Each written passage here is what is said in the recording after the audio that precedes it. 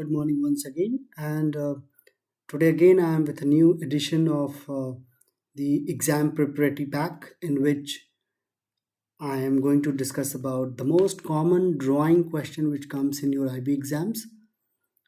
Uh, Before going ahead, let me introduce myself. I am a host Prashant Kumar, who is going to take your session today, and I have experience of teaching IB DP biology from last 12 years, and I am also an examiner, and I'm going to give you a tip and lots of information what all mistakes students do during the drawing, during annotation question, during the labeling question, right?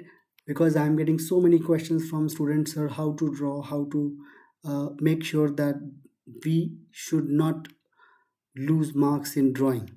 So without wasting time, let's start the session, and where I have added all the drawing questions from your syllabus. Okay, so let's start with the first unit, that is cell biology. And the most common kind of question you will get from here is drawing the prokaryotic cells, right? So this is a very basic prokaryotic cells where you will get the innermost layer. This is the innermost layer, which is a cell membrane. Outer layer is slightly thicker, so you have to draw a double line to represent cell wall, right? And then you can show this finger-like projections called pili, then a flagella, right? Flagella direction you can put in any side. Then inside there is a cytoplasm, so you must label the cytoplasm. Then you show the DNA content. You can show nucleoid region. This is nucleoid region, and inside you will get the plasmid and ribosome, right? So these are important labeling in the prokaryotic drawing question. Generally, IB ask question to draw the diagram of eukaryotic or prokaryotic cell, and this question comes generally 4 to 5 marks. So this is an drawing where you can understand how to draw and what all points to be labeled. Make sure that whenever you are drawing and labeling the things, it should be very clear. The point, the arrow should show the exact position or the part which you want to show. You can put an arrow for a clear description, for the clear idea where the sign is being shown. Always mention 70s ribosome. If you are writing only ribosome, then might be there is a chance that you are not going to get marks in this particular labeling, because ribosome is of two type, 70 and 80s, so you have to mention 70s, right? So this is the first diagram. Let's go to the next diagram. Next diagram is eukaryotic plant cell. Again, very important drawing. When it comes to a plant cell, you can draw a rectangular shape with inside cell membrane with a single line, and again cell wall with a double line, right? Double line because cell wall is slightly thicker, so you have to represent with a double line.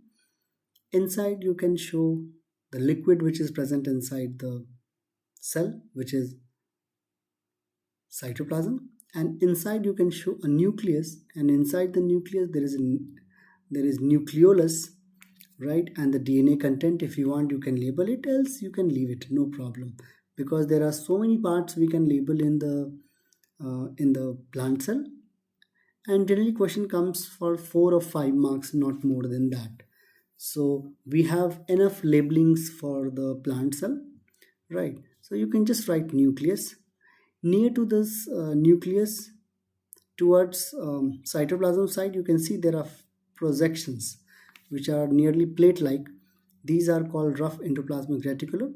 Why rough? Because the ribosomes are associated with these. You can see orange dots on these plates, right? Or yellow dot, you can say, sorry, not orange. So these dots are ribosome, so you can label ribosome also, okay? And this ribosome is 80s ribosome because it's a eukaryotic cell. Apart from that, the most important, the vacuole. Vacuole is always a major component of the plant cell, so you must label it. Apart from that, there is a mitochondria, right, which act as a powerhouse. And the most important and distinguished feature in the plant cell is chloroplast. So you must mention chloroplast too, right? And after that, you can mention Golgi apparatus. So depending on marks, uh, you can write your labelings, right? So generally, this question comes in 4 to 5 marks so far, and I'm expecting this question will again come in this November exam. So let's go to the next slide. So next slides talk about the eukaryotic cell in animal cell. Okay, so this is animal cell, and this animal cells have very unique structure, very variable shape. So you can draw any circle, any shape you can give to the cell, and you can again mention nucleus, which is very important component. You can label rough endoplasmic reticulum, smooth endoplasmic reticulum also. You can represent mitochondria, right? Mitochondria is a powerhouse of the cell. You can also label vacuoles, which are smaller than plant cell, right?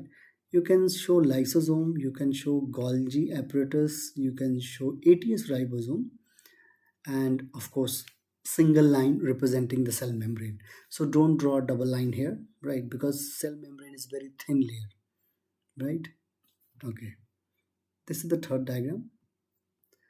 The fourth diagram, which is from chapter 1, and it's very important, that is phospholipid bilayer, right? The structure of the plasma membrane. And structure of plasma membrane is very unique and very asymmetrical in nature. Asymmetrical in nature means the structure is not follow a certain pattern, right? There is no pattern in it.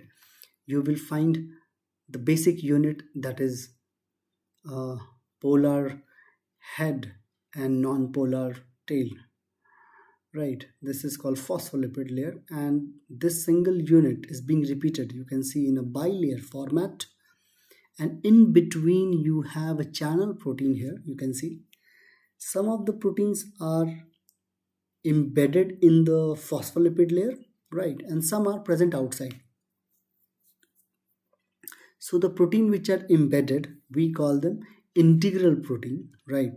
And the proteins which are present outside the phospholipid, which is not embedded, they are called peripheral protein, right?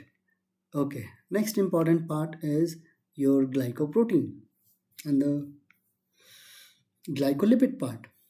Now, again, there is a slight confusion. Sometimes student have seen that when I have to draw glycolipid, it comes out from where? From which part of the plasma membrane it should come out. So when you are representing glycolipid, you can show that this long thread like structure comes out from the lipid part of the phospholipid, like starting from here to here, right? Some protein channels contain lipid component, so that's why I have shown it here, right? Glycoprotein, you can start from touching any channel protein or here. Now might be you are thinking why I am showing both here, because this channel protein consists lipid and protein segment also. It will be better you can segregate it, you can draw a two separate diagram. This is your cholesterol molecule, which maintains the fluidity nature of the plasma membrane and help in maintaining shape, transportation, and helping in cell to cell recognition. So they have so many vital role maintaining the structure overall in the cell. And this is again a very important drawing which can be asked in exams. Let's go to the next drawing.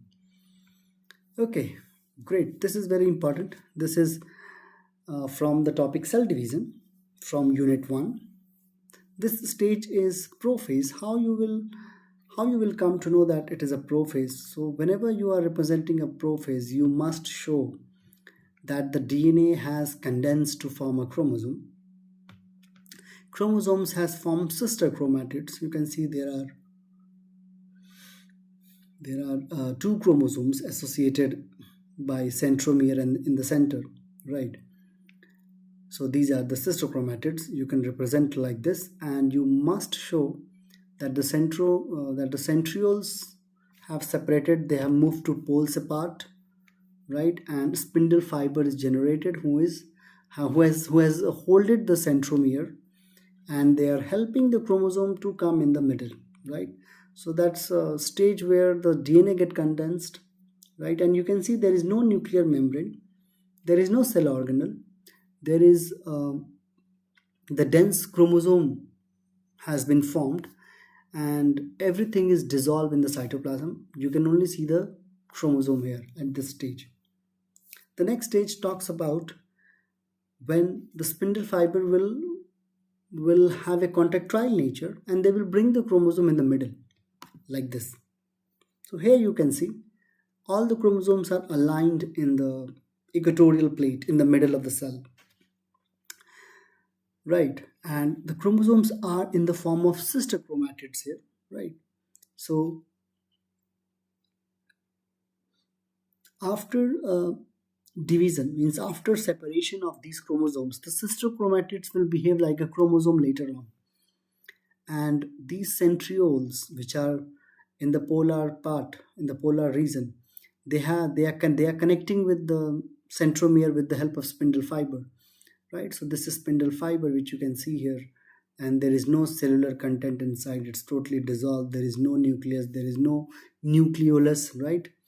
There is no cell organelle. Everything is dissolved in the cell, right? So this is called metaphase. In case of anaphase, like as I said, the purpose of the chromosome which get aligned in the middle is to get separate. So from now you will find that the spindle fiber is pulling the chromosomes. Why I'm saying chromosomes? Because earlier they were sister chromatids, but now they are separated. So each sister chromatids is now a chromosome. So chromosomes are getting separated here.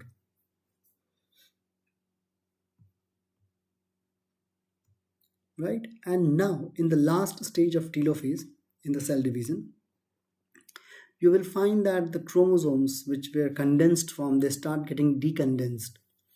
The supercoiling has start dissolving, and now the chromosomes are in the form of chromatin fiber. And as they will convert into chromatin fiber, you will find the nuclear membrane starts reappearing, and the centriole is present outside. Might be you can see here there's a cleavage furrow is formed, or you can say there is a cleavage. I mean, there's a depression in the middle which helps the cell to further divide in the process of cytokinesis. Okay, so these are the four stages of cell division which you have to draw. Right now, the most important part is they may ask you to describe the process of mitosis, where you will describe the each and every event of pro, meta, and ana and telophase.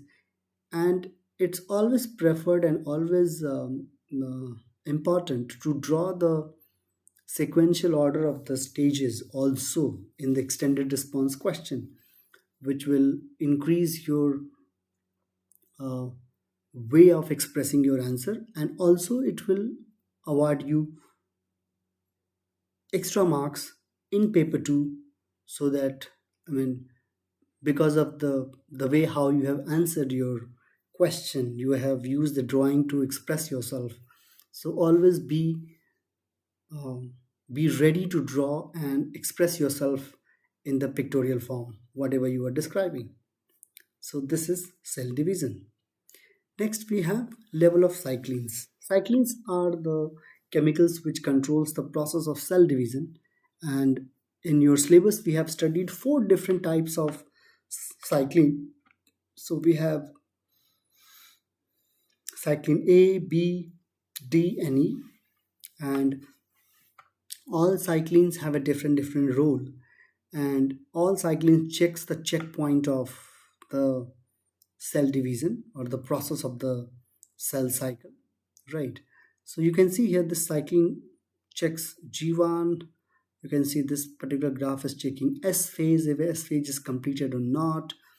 The blue lines checks G2 phase so that they can give signal to start the mitosis process, and the green line which is showing the cyclin B, which is going to control the mitotic process. So all these cyclins are important. The questions may be asked from here. So you can draw this graph to show the effect of these chemicals during the process of cell cycle, right? Okay, let's go to the next.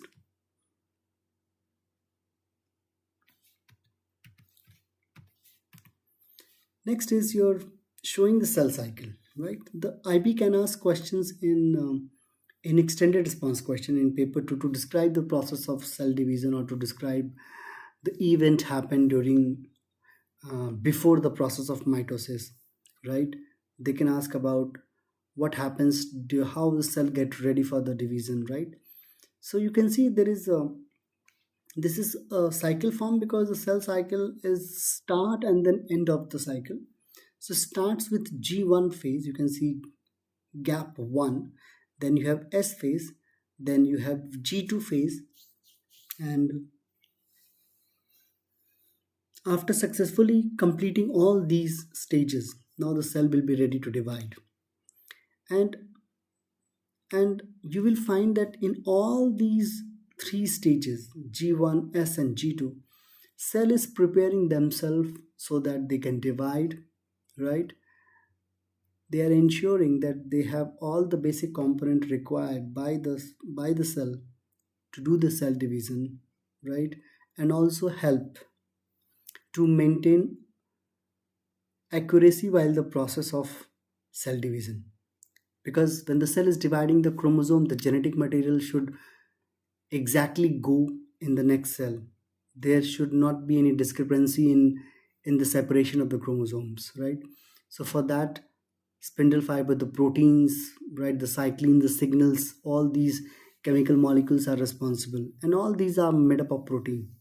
So in the first stage of cell cycle, that is G1, where the growth will takes place in the cell, right? They will uh, checks all the cellular component which is required by the cell, like the metabolic activity will be higher at that time, right? Because the cell has just now formed, right?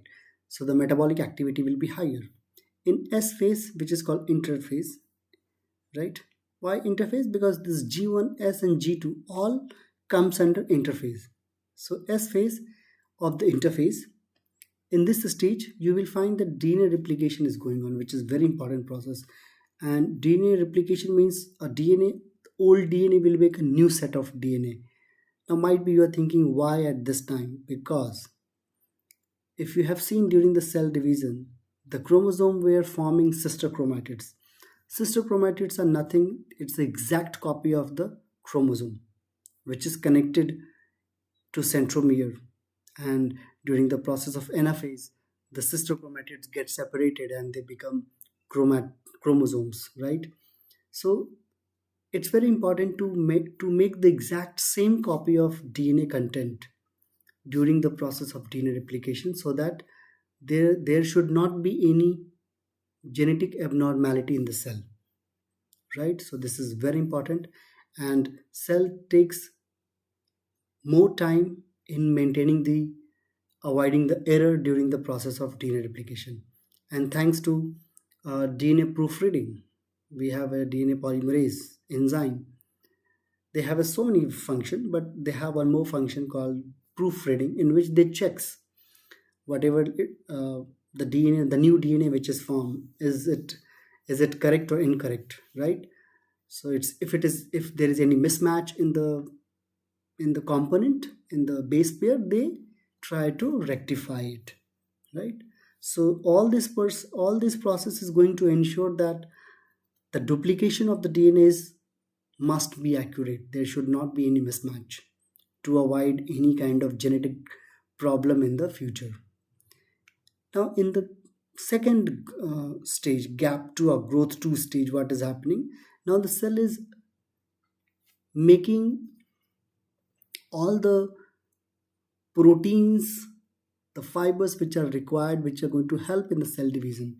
right? And they maintain all type of chemicals, they maintain all kind of proteins which is required for the process, and they make sure that cell goes in a smooth manner and there is no discrepancy in the process, right? And you will also find that cell is growing even more, and they are preparing for the mitosis process, right? And then after that a cyclin is there, so cyclin will check how the process is going on, and if everything is done, it's like a checkpoint that checks, okay, you are ready. So it's the signal will be given to the next stage that yes, cell is ready to divide, and they will go for nuclear division, which completes in four step: prophase, metaphase, anaphase, telophase, and then the cell is going to divide. This process is very important, and IB asks questions from here in your extended response question of maybe from 7 marks, 8 or max 9 mark question. So important for exam point of view. The most important section in chapter 2 is this is molecular biology, and where you have to draw the molecules of alpha D glucose or beta D glucose, right? Or ribose sugar you have to draw.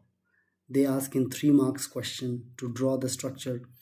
So the most important is when they're asking to draw alpha D glucose, don't draw straight chain diagram because that is a wrong representation. IB doesn't accept the straight chain configuration. You must write a ring chain like this, ring structure of the glucose, and you can see the location of the hydroxide in the first carbon. So this is the first carbon. After oxygen, this is the first carbon, this is the second carbon, this is the third carbon, the fourth, fifth, and this carbon, the sixth one. So on carbon number 1, if hydroxide is at the base below this chain, right, that is alpha always. And when OH hydroxide is grouped on the upper side, right, of carbon number 1, they are beta D glucose. Again, very important question. They may ask into to draw and represent whether it's alpha or beta. So be very clear with the structure. This is fatty acids tail, which is a saturated tail, right? Why it is a saturated tail? Because there's a single bond, there is no double bond, right? This is a way how we can identify whether it's a saturated or unsaturated between the carbons. So between the carbon there is no double bond here, all are single, so that's why it is saturated bond, saturated covalent bond, or saturated fatty acids. In this case you will find this is unsaturated because we have a double bond, right?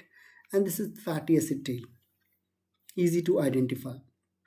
More double bond, more unsaturation, right?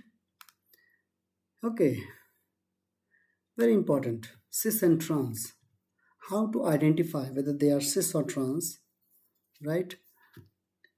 See the double bond in the chain. So double bond is here, and on one side you will find two hydrogen. So when hydrogens are on the same side, that's called cis. And in this case you can see hydrogen are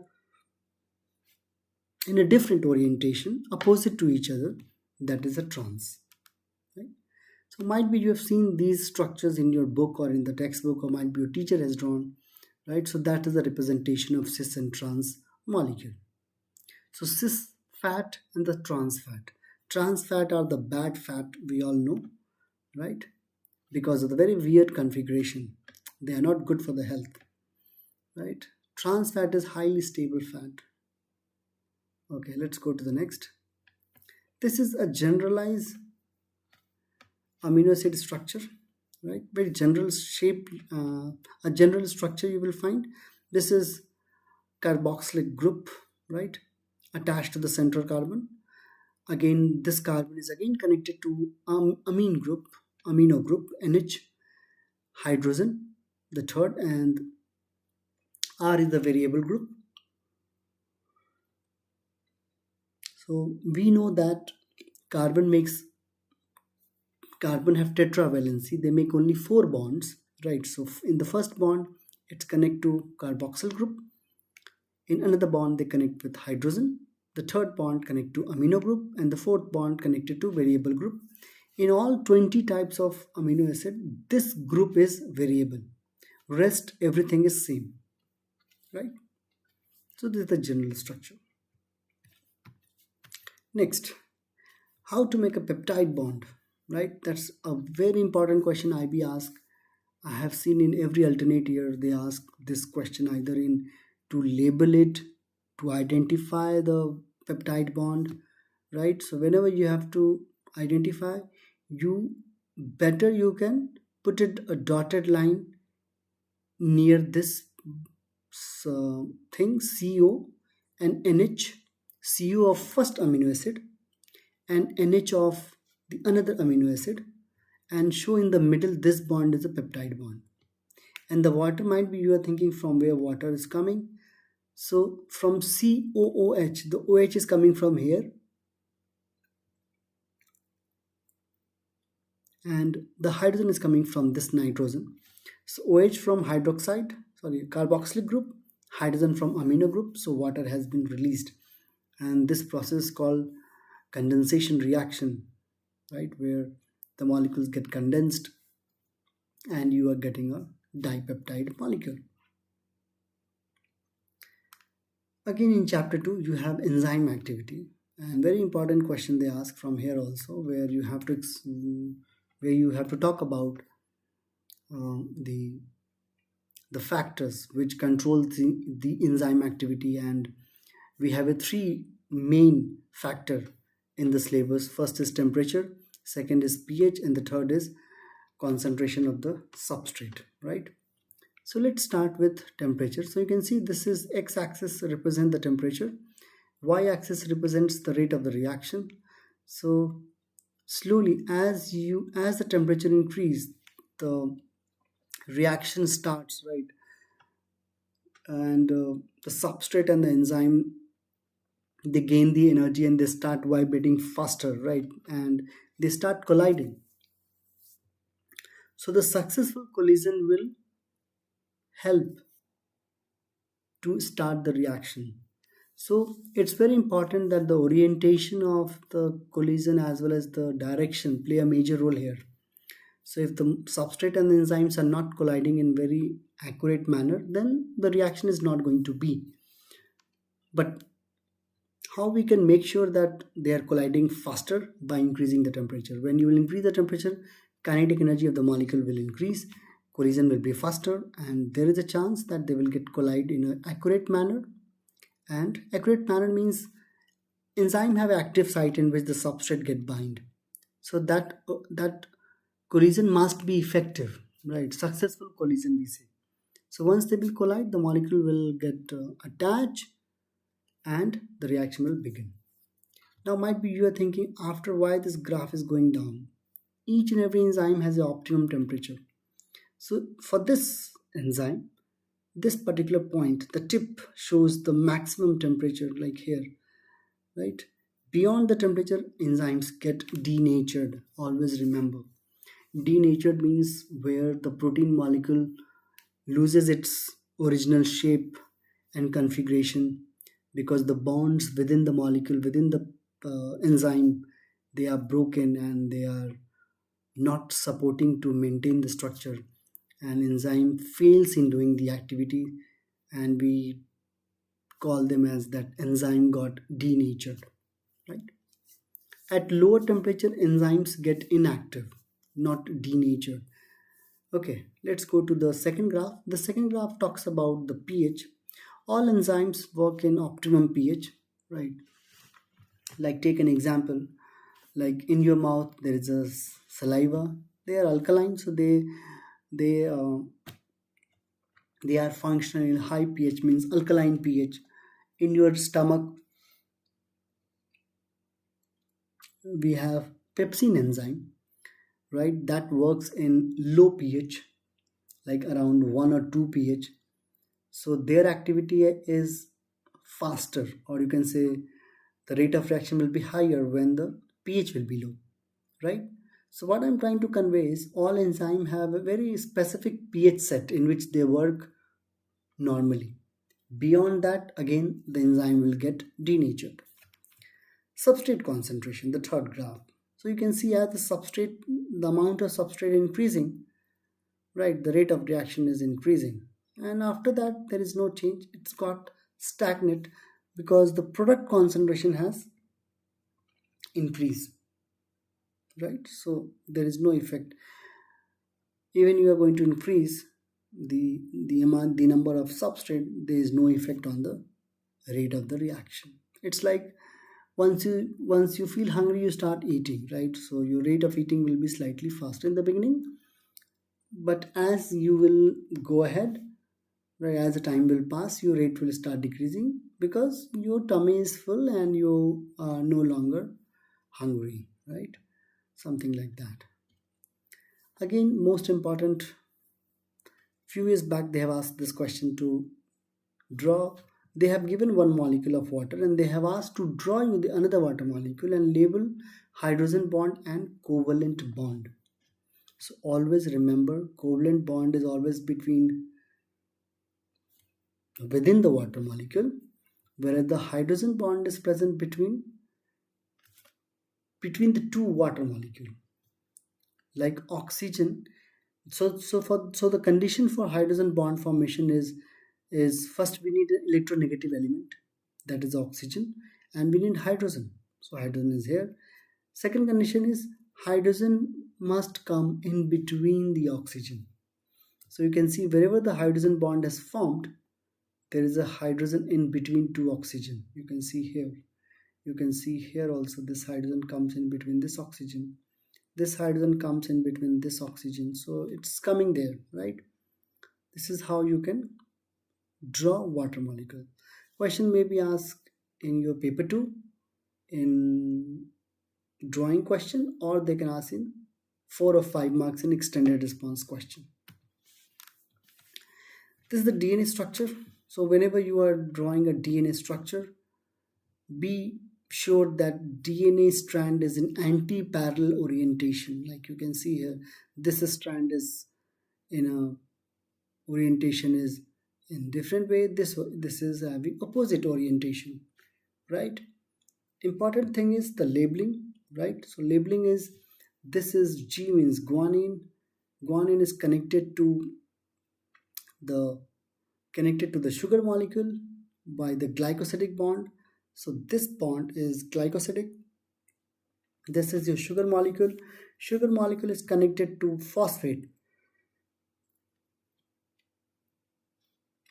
This one is phosphate, and this bond is phosphodiester bond, right? Also you can write covalent bond, and this whole molecule together called one nucleotide. So one nucleotide is connected to another nucleotide, you can see here, and they make a long chain of polynucleotide. So one polynucleotide chain is connected to another polynucleotide chain by hydrogen bond, and this one is hydrogen bond. You can see my cursor, what I am moving on the slide. So this GC bind with triple hydrogen bond and A and T binds with double hydrogen bond. The most important thing is the drawing, and they ask in 4-mark question. So first they will look for the orientation of the drawing. It should be anti-parallel first. Second, base must be labeled GC. If you don't remember the name, you can write the letters, right? Show the hydrogen bond and show covalent bond. You can also show deoxyribose sugar, phosphate, right? So all these will help you to gain full marks in this drawing question. Next, structure of chromosomes, a very basic structure. You will find that these two are sister chromatids, you can see here, right? And in the middle they are connected to a protein called kinetochore, also called centromere. And the arms are not always equal in length. You will find this is the shorter arm, this is the longer arm, right? So there's a difference in the pattern of the length of the arms also. So nobody will ask you long and short, right? The only thing is why I'm showing this structure, that you should know what is sister chromatids, and this is centromere, and this whole is your chromosome. In chapter 3, we have ecology, where the energy pyramid is very important part. Sometime while correcting papers where they have to draw the energy pyramid, I've seen they write, they make one more block here and they write sun in the base. Sun, then producers, then you have a primary consumer, secondary consumer, and then top carnivores, or also called tertiary consumer. So don't draw sun at the base, because sun is not a component of the food chain, right? They are not going to come in the energy pyramid, never. So take care while drawing the diagram of energy pyramid. Okay, next drawing is your carbon cycle. I have gone to the next slide because the carbon cycle is quite big, so I will take some time to explain you how to draw, right? So it's a carbon cycle, that means carbon is going to get circulated, right? So without if you don't understand the whole process, let me start from here, right? From the fossils. Let's start from the fossils. We know that fossils are what? They are the dead remains of living organism who which was buried inside the earth surface millions of years ago, and due to carbonization process and due to excess heat inside the earth, they are getting fossilized and they are forming fossil fuel, right? So fossil fuel will get burnt, or by combustion process they can release CO2 in the environment, because fossils generally contain carbon. So by the process of combustion, or by the process of burning, we can convert fossils, the carbon present in the fossils, into CO2, right? And now the CO2 is very important component for the plants to do photosynthesis, right? So see the arrow is going downward, and then it's one more arrow shows from plant to atmosphere, because plant is breathing also, right?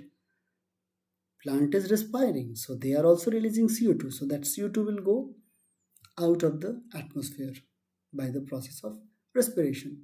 Of course, plant is also doing respiration, and animals are also doing respiration.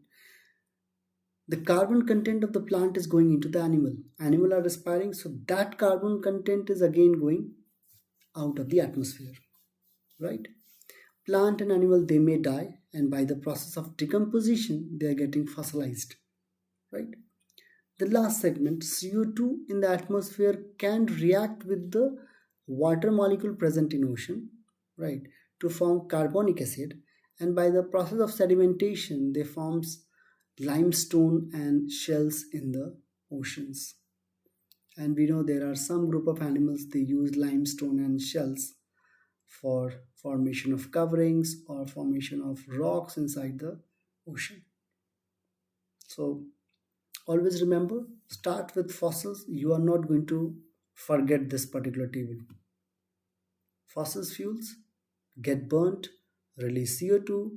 That CO2 is taken by plant by the process of photosynthesis, that converted into oxygen, right?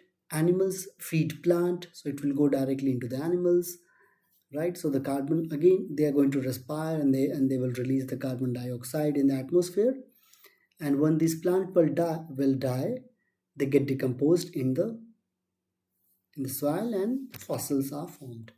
And the CO2 may react with the water bodies in oceans, and they can form limestone and shells in the ocean.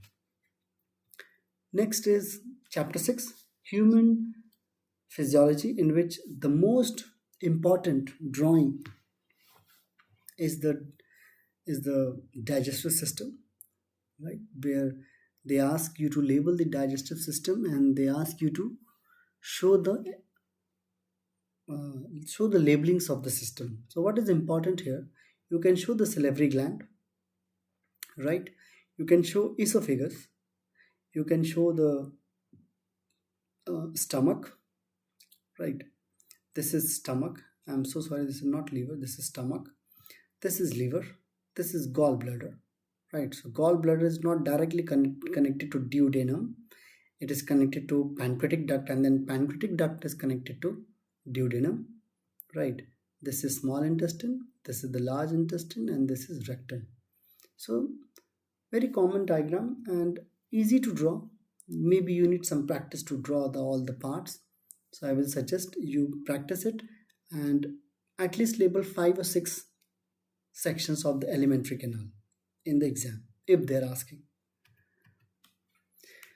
Okay, next is the respiratory system. So respiratory system is consist of the lungs. You can see right and left lungs.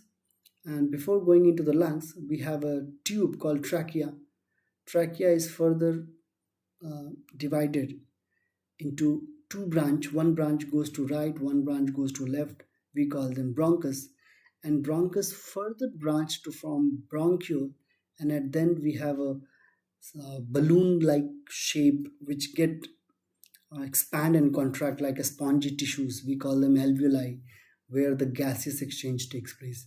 And the diaphragm is here, which maintains the uh, which covers the lungs from the base, from the below, right?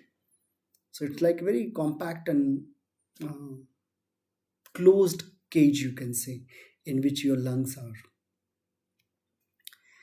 At alveolar level, you will see how the gas exchange going on. So if you see the layer of the alveoli, you will find that there is a two type of cells, right? Let me show you the two types. So first of all, these alveolar cells are, these alveolar air space, they are for two function. First of all, they maintain a kind of moist surrounding, moist nature, so that exchange of the gases or the exchange of substances is going in very smooth manner, right? So all the gas molecules like carbon dioxide and oxygen get diffused in this particular area. So it's very important that the gas exchange should be faster and should be um, efficient. So for that, you will find certain a type of adaptation in the alveolar sacs, like they are highly vascularized, they have more blood vessels, they have a larger surface area, so that they can help in exchange of the gases, right, in a faster way. So we have a two type of you can say cells um, in this particular alveoli. You will find there is a type 1 uh, pneumocytes and type 2 lymphocytes. So its spelling is wrong, it's not lymphocyte, right? It's type 1 pneumocytes and type 2 pneumocytes. These two cells have an important role, so you must label it. How to identify which is type 1? So type 1 is thin, type 2 is thick, right? And there is another medium kind of cells which are called surfactant. They act as a pulmonary surfactant. They are actually type 2, right? Then there is a blood vessels which goes like this. This is the wall of blood capillary, helping the flow of the blood. And as this red blood cells are carrying the oxygen from the away from the alveolar air sacs, we call them oxygenated blood. And the blood which is coming near to the alveoli, they have more deoxygenated blood, right? So in this way the blood flow goes on. Structure of heart. So I can just give you a brief idea about the flow, how it is moving, right? So blood is coming into the heart. So first of all, let me tell you, I can divide the heart into two part, upper chamber and the lower chamber. So let me divide it. Let's suppose this is circular in shape, and I'm dividing in the middle. So you have a upper chamber and the lower chamber. Got it? Upper chamber is called atrium. Lower chamber is called ventricle. Now again, I can divide this into divide from the middle, and I can divide it into left and right. So the right side is called right atrium, and the right part of the lower side is called right ventricle. Same thing for left side, that is left atrium and left ventricle, right? And in between, for separation, we have a valve. This is called tricuspid valve, and this side, you can see my cursor, this is mitral valve, also called bicuspid valve. And in between, you will see two more valves, which is also called semilunar valve, right? So I will tell you why, which blood flow is going where. So let's start from the beginning. So first, blood goes into the right atrium with the help of superior and inferior vena cava, right? So blood reaches here, and in the left side, the blood which is coming from the lungs, they are, you can see the blue line, they are going here. So when the upper part is expanding, the blood is coming in right atrium from vena cava, and in left atrium blood is coming from pulmonary vein. When the upper part contracts, right, suppose they are contracting, so at that time lower part must expand so that the blood which is present on the upper region will go down. So the blood from the right atrium will go to the right ventricle, that is deoxygenated blood, and the blood from the left atrium goes to the left ventricle because it is oxygenated blood, because it is coming from the lungs, right? Now when the lower part is going to contract, so we have tricuspid and bicuspid valve which will get closed to prevent the backflow of the blood. And you can see there is pulmonary artery which is connecting right ventricle to the lungs. So all the deoxygenated blood is going through this way, through pulmonary artery. That's why there is a valve here called pulmonary valve, also called semilunar valve. The blood from the left ventricle, they goes into the body through aorta. Some are going to the upper part, some are going to the down part, right? So they are oxygenated blood, and they also have a valve called aortic valve, also called semilunar valve. Might be you are thinking why I am explaining this. Is IB is going to ask to draw? No, IB is not going to ask you to draw, but they can give you this structure to describe the, not describe, like they can ask in the labeling, right? So you must remember at least this much part. Next, in the human physiology, we have cardiac cycle, right? Again, very important. They may ask, this picture can be drawn in your paper 2 type of questions where you are explaining the cardiac cycle, right? So if you will see, when the neural cells are polarized, when we say polarized, the meaning is outside there is a positive and inside there is a negative charge, right? So we have it, three terms are there: polarized, depolarized, and repolarized. When the membrane is, when your nerve cells are not receiving any impulse, at that time you will find that outside of the nerve cell there is a positive charge due to sodium, inside there is a negative charge due to some negative proteins present inside your nerve cells, right? As the impulse is generated, right, like suppose your neural cells have received some stimulus, impulse will generate, sudden there will be a change of ion gate channel will open and some of the ions will go inside. So which ion is going inside? Sodium ion will go inside and negative charge will go outside. So outside will be negative, inside will be positive. This state is called depolarized state, right? That means as the voltage gated channel is opening and the ions are getting exchanged, at that time what is happening? The voltage is changing. When it was polarized state, the voltage was minus 70 millivolt, but now it is changed. It may go on to 30, minus 30 or plus 40, right? An impulse has generated and you will find that your left atrium is opened, right? And your blood flow is going on. and again your aortic valve will close, and again AV valve will open and blood flow will keep on going.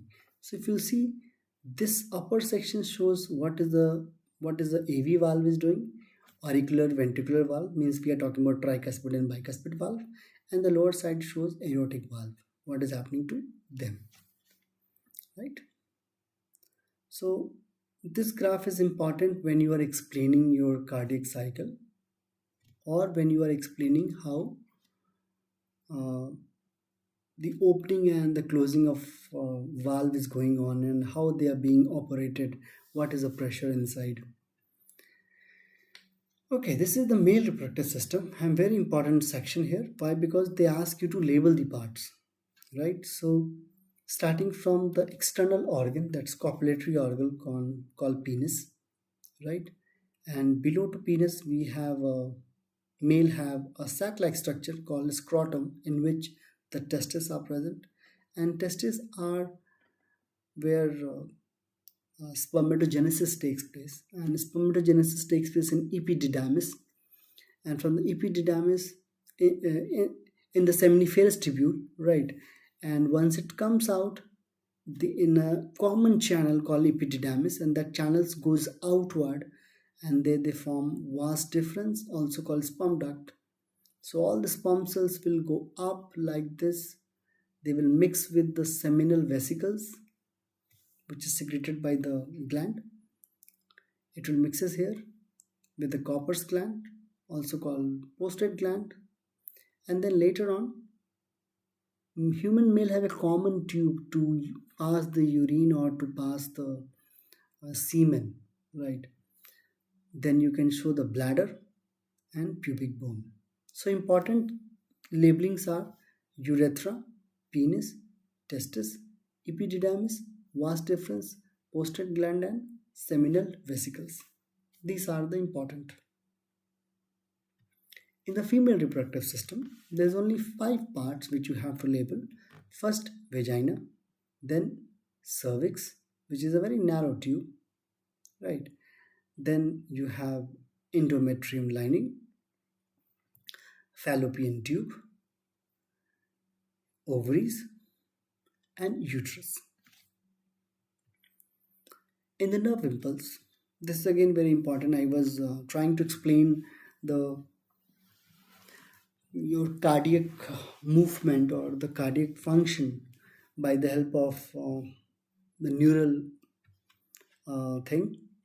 So the nerve impulse is propagating through the same way as I mentioned, that the normal resting potential of your neuron cell is minus 70 millivolt, and when an impulse is received by the nerve cells, their potential changes, and due to the change in the potential, nerve impulse is created, and it is being propagated to the end of the neuron cells, and through neuron terminal it will get exchanged. Exchange means it will get transferred to the next neuron, and that area is called synapse, right? So this first section in the diagram, you can see numbers I have mentioned at the base. The first shows that the impulse is not generated, so at this point the resting potential is minus 70 millivolt. But as the impulse generate, the threshold potential was minus 50. That means impulse has been generated. Into what is happening?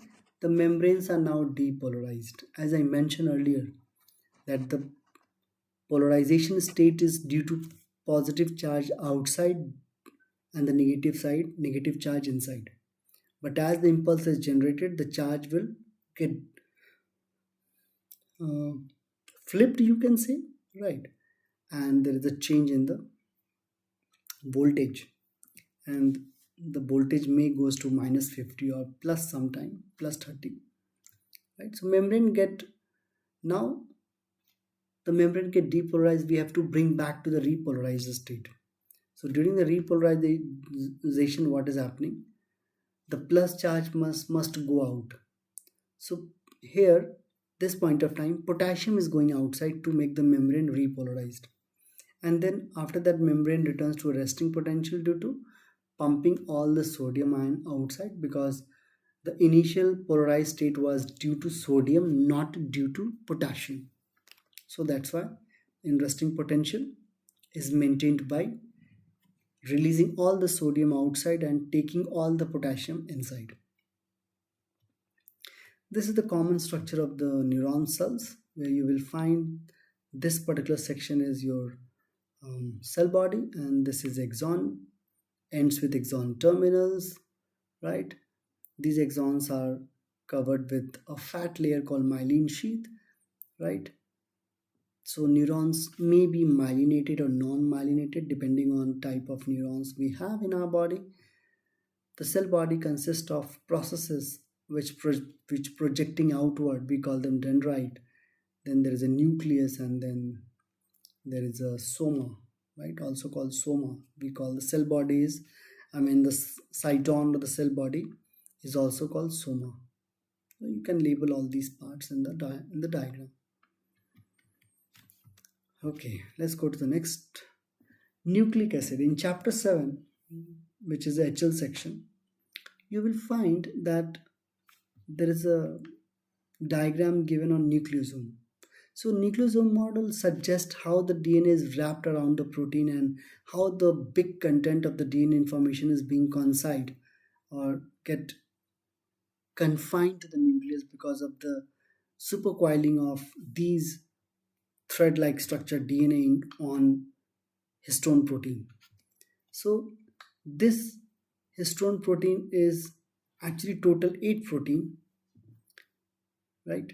And these 8 proteins are called octamers because there is 8 protein, and on this 8 protein the DNA is wrapped around,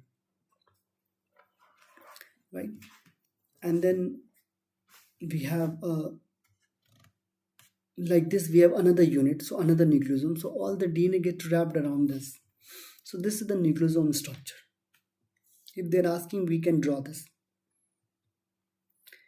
DNA replication process, again very important diagram, and I must say, if you have finding difficulty in the expressing the process in writing, you must draw this diagram, and I can make sure if the question is of 8 marks, you are going to get 6 or 7 marks exactly, because you have drawn the diagram and you have expressed everything. Now let's start from the beginning. So the very important section is we have to open the DNA strand. So we know that DNA is highly coiled. So to uncoil the DNA, we need an helicase enzyme, right? So helicase enzyme will starts uncoiling the DNA because DNA is tightly packed as well as they are supercoiled. So uncoiling is done by DNA helicase. After uncoiling, there is a topoisomerase enzyme which I have not shown here. The purpose of the topoisomerase is to release the tension in the rest of the string of the DNA. Because if you are start uncoiling, you will find that the tension is created in the rest of the strings. Right? Like take a wire, and start stretching the two part of the wire. You will find that the rest part of the wire is getting tension, getting coiled. To release the tension, minimize the stress in the rest of the DNA string, topoisomerase play an important role by cutting the DNA and rotating it and then resealing it so that the supercoiling can be reduced. Right?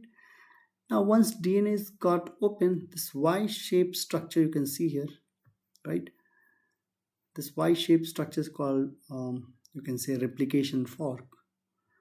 And the single strand DNA is not stable, so we need a protein called single strand binding protein, SSBD, BP, which help to stabilize the single strand by preventing the further formation of hydrogen bond between the DNA structure.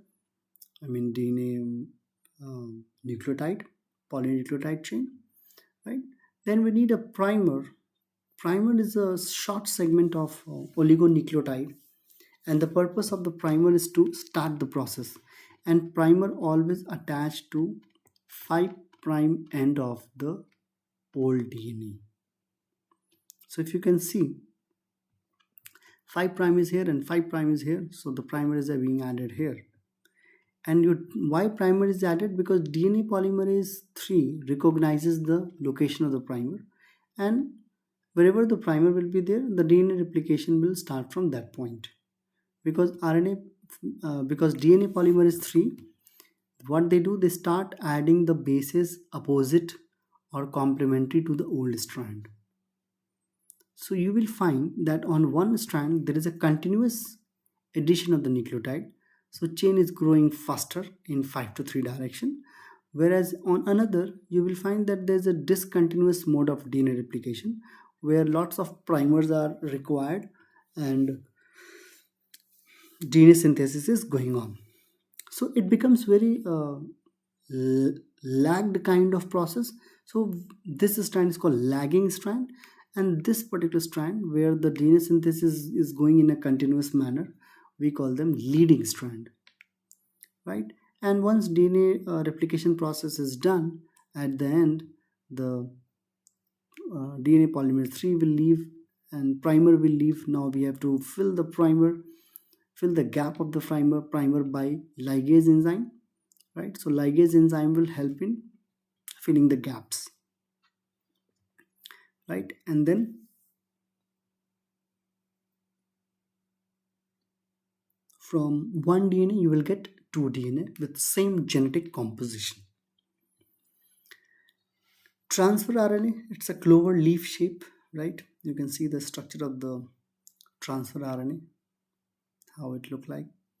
So it starts from 3 prime and the end is, if you will count, you will get 75 or 76 nucleotide, right? There are somewhere you will find pairing between the bases, at somewhere they are not paired. So this is called loop and this is called arm, right? This is called extra loop, also called lump, right? And opposite to this amino acid binding site, you have anticodon, which will bind to the codons of the mRNA during the process of translation. Okay, this is again very important drawing where you can represent the ribosome and you can show that how the um, protein synthesis is going on.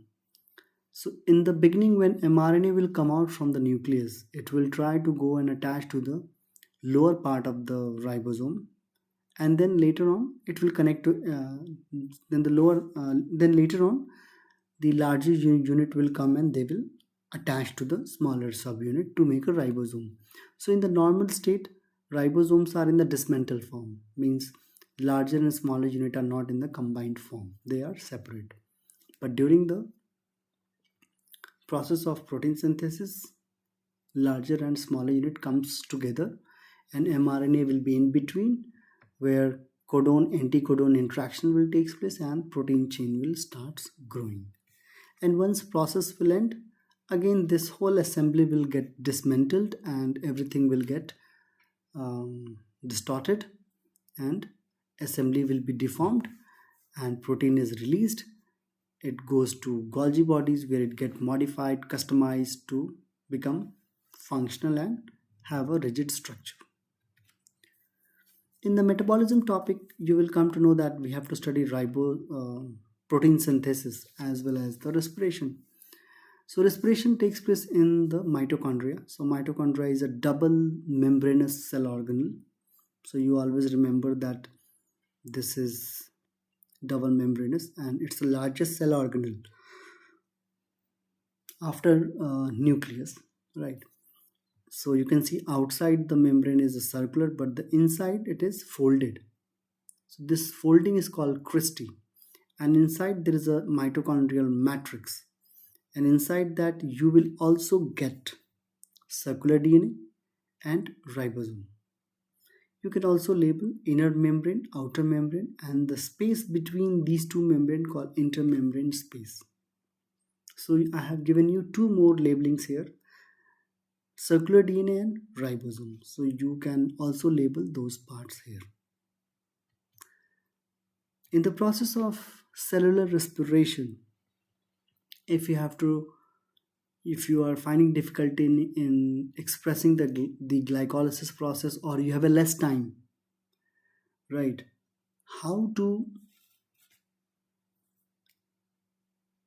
draw the glycolysis, the link reaction, Krebs cycle, ETS in very short span of time, so that we can get a full marks in this question describing the process of respiration or any of the process, glycolysis. So you can write that glycolysis, in the process of glycolysis we get 2 ATP energy net production, 2 molecule of NADH, 2 molecule, and 2 pyruvate, whereas direct energy released is 2 ATP, and indirect NADH is like a check which is going to get in cash later on during ETC step.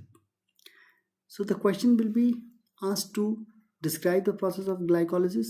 If you have a less time, you can just draw this. If you have a time, I will suggest write the process as well as show the reaction like this. So first step, the glucose are getting phosphorylated where we are adding phosphate, and phosphates are coming from ATP. So it becomes hexose biphosphate. Again, this hexose biphosphate, still it is 6 carbon.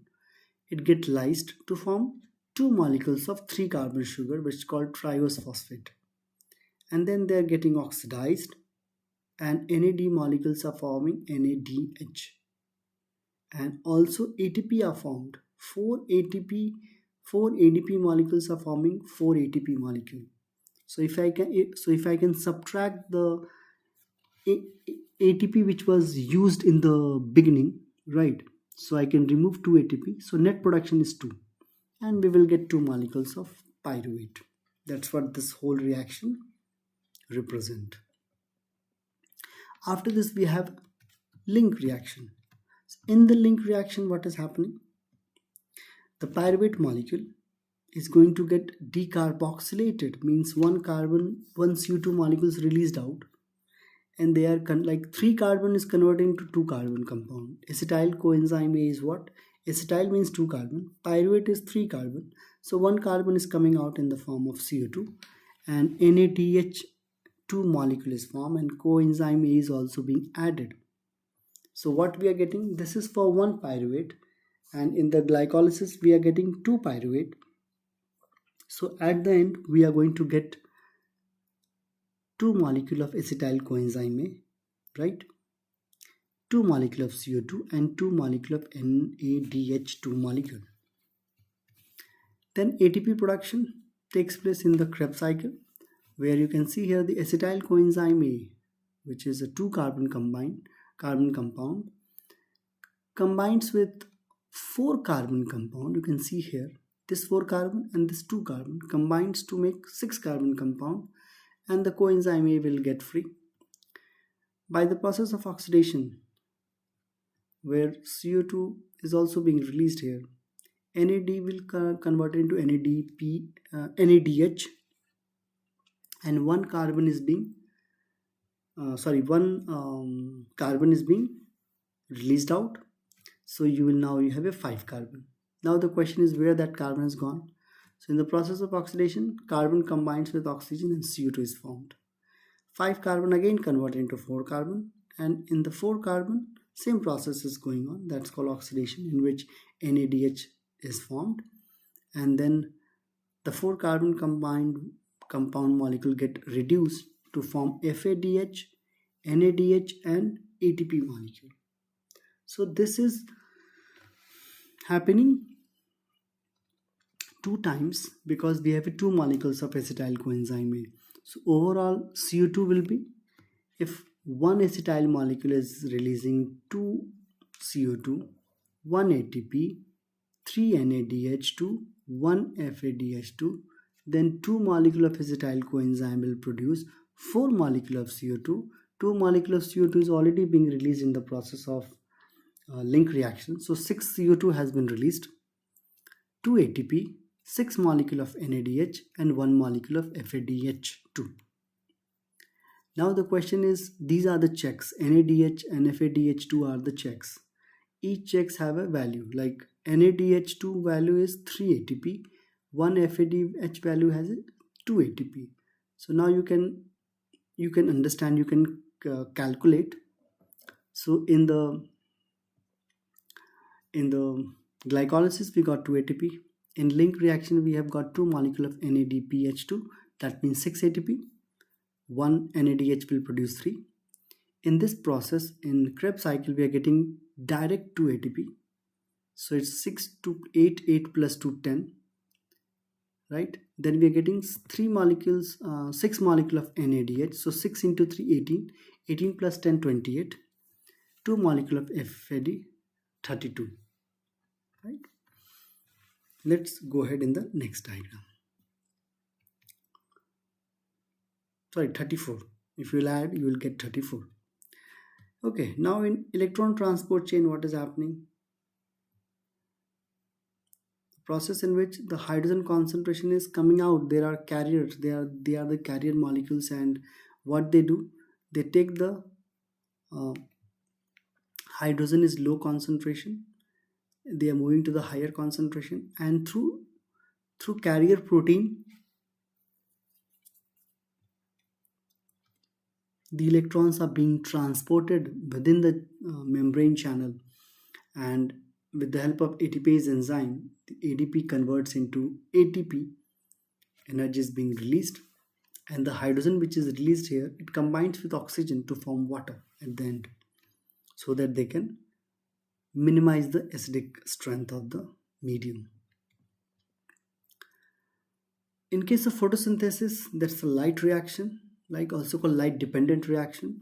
Why we are calling it light dependent reaction? Because there are sunlight is required in this process to facilitate the process. Without sun's energy, there is no possibility of the light reaction or light dependent reaction, right? Because the light dependent reaction requires photosystem. So inside your chloroplast, in the thylakoid membrane, there is a two photosystem, photosystem 2 and photosystem 1. Each photosystem have core particle, which is called chlorophyll molecules, which traps the sun's energy and release the electron. And these electrons which are released from photosystem 2 is given to photosystem 1 through channel protein, right? And the photosystem, once electrons received by photosystem 1, again the system will get excited and they will release the electron, and it is finally the electron is given to NADPH, right? Then might be you are thinking, if the electron is released from photosystem 2, how the photosystem 2 is getting stabilized? So this is stabilized by the process of photolysis, in which water molecule is released, oxygen is directly released from here, and hydrogen is being used up, and electron is given to the photosystem to stabilize them. What we are getting at the end, we are getting ATP, we are getting NADPH, right? And then we are getting oxygen. So this is the light reaction. In case of dark reaction, we have a universal enzyme called RUBP, ribulose biphosphate, which is a, you can say, 5 carbon compound. The 5 carbon compound reacts with 1 carbon compound, that's called CO2, by the help of an enzyme called Robisco to form a 6 carbon compound. The 6 carbon compound is split into 3 carbon compound, right? And ATP is used, and the reduction process takes place here, where NADPH is converted into NADP, right? And one single molecule of the carbon will release here. So this cycle will turn 6 times to release one carbon at the end, so that all the carbon will combine to make a glucose molecule. So this cycle keep on going, and we don't need any sunlight for this process, and the end product of this reaction is the glucose molecule. Chloroplast is a cell organelle which helps in the process of photosynthesis. So whenever you are drawing a chloroplast, you can show the plate-like structure, coin-like structure called thylakoid, right? Collection of thylakoids called granum. You can show ribosome, you can show outer membrane, right? You can show inner membrane also, because this cell organelle is also double membranous. So you will find that they are again quite larger cell organelle in plant after vacuole, right, and after nucleus. Then inside there's a stroma, that liquid. So light dependent reaction takes place in the thylakoid, and the dark reaction, Calvin cycle, takes place in the stroma, which is the liquid part of it. Extra labeling, you can show the circular DNA, and you can show 70S ribosome, or simply you can write ribosome. Xylem and phloem are the most important connective tissues in plants, right? So if you are explaining the process, you may draw xylem and phloem tissue also. Xylems are, they have perforated, you can see coil-like lignin arrangement, and there are annular lignin which helps in movement of water, right? And they are made up of cell walls, dead cell walls. Why dead? Because xylem is a dead tissue. Phloem tissue is living, and they are made up, in between they have a sieve plates through which the food molecules get exchanged. So water is always going one direction, that is from root to the leaf. Phloem tissue will circulate the food throughout the part of the plant. Again, most important is the flower structure. They may ask you to draw, or they may ask you to label. Anything is possible. So the central part is the female part, consists of stigma, style, and ovary, right? And this is the male part, called the top part called anther, and this is called filament.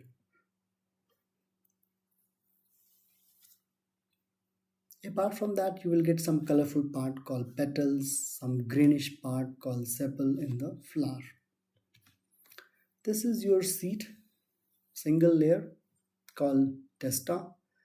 Inside there is cotyledon, then there are radicle, micropyle, and pumil, through which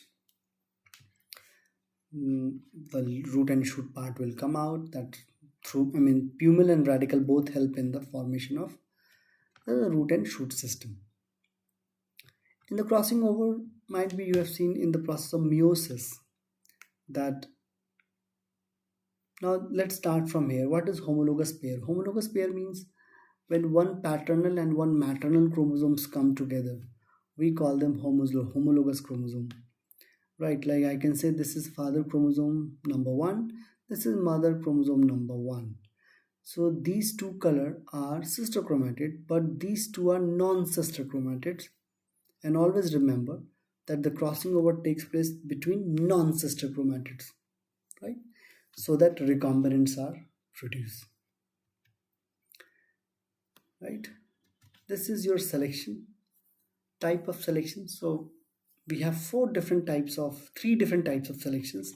This is the normal distribution of the organism, directional selection, this is disruptive selection, and this is stabilizing selection in the ecosystem.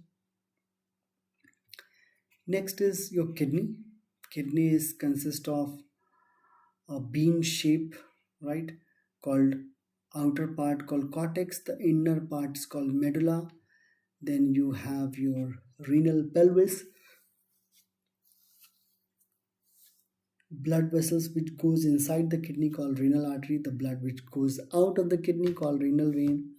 This is ureter. Ureter joins with the bladder. Bladder have an opening called urethra. So you have to remember these labelings. A single nephron cell is consist of Bowman's capsule, cup shape, right, and highly coiled tube called proximal convoluted tubule. The tube is going downward, loop of Henle, then ascending up. Tube again get coiled, called distal convoluted tubule, and at the end, this tube will connect to the collecting duct, and the collecting duct will take the urines away from the nephron and store it into pelvic region, and then from pelvic it goes to the bladder, where it get temporarily stored. The purpose of PCT and DCT to absorb all the nutrients, all the essential part of the blood which has came into the urine to the blood. So you can see the blood vessels are wrapped around the nephron to collect all the nutrients like glucose, water, some salts, right? This is spermatogenesis. So in the spermatogenesis, you will see there are spermatogonia in seminiferous tubule. What they do, they grow, they divide by mitosis, they grow and they form primary spermatocytes. Primary spermatocytes are the cells which are undergoing meiosis 1, where the chromosome number reduced to half. They form secondary spermatocytes. Secondary spermatocytes divide by mitosis 2, by meiosis 2, and they form 4 cells. And these cells are not a matured cell. These are called spermatids. And then later on they get differentiated and they will form sperm cells. So the sequence in which the spermatogenesis is going on is first spermatogonia is going to form primary spermatocytes. Primary spermatocytes will produce secondary spermatocytes. Secondary spermatocytes are going to produce spermatids, and spermatids are going to produce sperm cells at the end after the process of differentiation, and the sperm cells are produced. Same process is happening here also in case of oogenesis, where oogonium cells are there. They are dividing, they are growing, and they are forming primary oocytes. Meiosis 1 start at the age of puberty, where the primary oocytes will produce secondary oocytes, and this cell will be arrested, and the arrested means the process will stop, and the meiosis 2 will begin when the egg cell get fertilized. Okay, then crossing over takes place, and the fertilized egg have a unique genetic composition because of the crossing over between maternal and paternal chromosome. Seminiferous tubule is the tubule inside the testis where the spermatogenesis process takes place. So you can see these are the spermatogonia present here. They are getting enlarged, forming primary spermatocytes, secondary spermatocytes, spermatids, and then sperm cells. Ovary structures are also very unique. You will find that every month a fertile female produces one egg during the process of menstrual cycle. So there are mature follicles. These follicles. There are you can say immature follicles are present in the ovaries. Every month, one immature follicle will start forming primary follicles. Primary follicles will grow to form secondary follicles. Secondary follicles will form mature follicles, and then they will release out. That's called secondary oocytes. And the follicle will remain inside the ovary to form corpus luteum or corpus albicans, which is going to release progesterone hormone in case if egg cell is fertilized. If it is not fertilized, then everything will get degenerate, and by the process of bleeding period, all these dead cells will come out from the female body. This structure of the human sperm cells consists of the head, the middle part, and the tail part. Labelings are important. Always show the acrosome at the top, nucleus, haploid nucleus in the head region, and one centriole. Middle piece contains mitochondria, and this tail is called flagellum. Only eukaryotic cell which have flagella. Egg cell is quite bigger, covered with lots of protection. Outer covering is protective covering is corona radiata. Then you have zona pellucida. Then you have cortical granules. Inside you will get nucleus where there is a haploid nucleus, and cytoplasm is there. This is the muscle fiber, right? This is again very important diagram, and the question may ask from here to draw the structure, or maybe you have to draw while explaining the sarcomere, which is a unit of the muscle cells. So muscle cells are made up of myosin and actin filaments, right? Actin filaments and the myosin filaments forms the bridge, and there are light band and the dark band present in the alternate fashion order. So the light bands where proteins are, means myosin and actin filaments are not there. Wherever these two are fixed, you will see a dark band. Elbow joints can be asked in labeling to label the cartilage, ulna, radius, biceps, triceps, tendons, and humerus bone. So you can check. Antagonist leg muscles is in the insect. You will find that they have a flexor contractor and they have a tibia flexus, right? So they are antagonist pair because if one is contracting, another will get relaxed. So if you can see the muscles movement, you will find that one is relaxing, one is contracting. So they are doing opposite function, and in this way they maintain the movement. So far we have discussed about the process of uh, all the diagrams which is required by IB. So it's very important, and I will suggest you must go through each diagram once again. And good luck for your November exam. Thank you, and we'll see you in the next section.